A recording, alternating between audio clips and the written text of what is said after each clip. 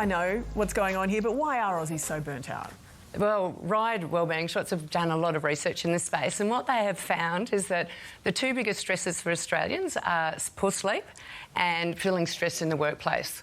So it's a really big issue how we're managing stress outside of the workplace. If we're not switching the battery off at night time, we're not recharging, and that just over time is leading to this drained battery of burnout. This happens a lot with this show and all of my colleagues, including myself. What are the signs of you being burnt out, the serious ones? Yeah, so I rate it from 1 to 4 in my Health Queen clinic, and 1 might just be really tired, a couple of sleep-ins might catch it up.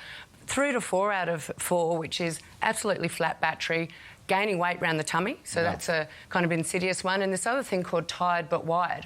So people go home, they're absolutely exhausted, but they can't switch their brain off. So then they go to sleep and they're just thinking, and then they get rotten sleep. How do you fix that? That is true. How do you fix that? Yeah, the tired but wired thing, there's little things people can do, and you know, the little success things do make a big difference. So making sure the phone is off, not answering emails after 6, which might be really hard for you guys, but other people maybe just going, look, work's done for the day, put that phone down, meditation on a phone app, making sure they're drinking water, and I like supporting the body. There's a product in green tea called L-theanine, and it's natural, and it helps the brain switch down in gears, and so does magnesium. Your vitamin Bs are really important to support your body so it can switch off, because otherwise it just stays ramped up the whole time. What about getting poleaxed on the weekend? Poleaxed? Does that help? No, Carl, that doesn't help. I think that just makes it worse.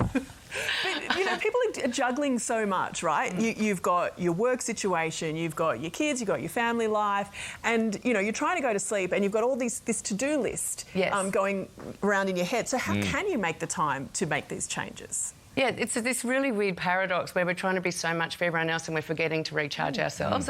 I think one word that I've noticed, and I've got 3 kids, we have to start saying no to a lot of stuff. No to social media. We'll lie there and just think, oh, I've got to be keeping up with our socials, and it's just not that important.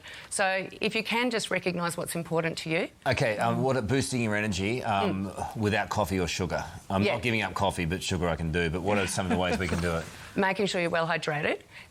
So most people at 3 o'clock in the afternoon searching for that second coffee, get up, break down that cycle, have some water, maybe have a wellness energy shot just to, you know, get yourself up and going and support your body through that. Like a tequila shot? Yeah, that's the one. What are these things here? Is that the energy one there? Yes. Yeah, right. So what's but the focus one is the one I'd have at 3 o'clock in the afternoon. So it's got the L-theanine, it's got some magnesium and the Bs, and it just helps bring down any last-minute burnout and just brings you up for that last little stretch of work. And the sleep's brilliant.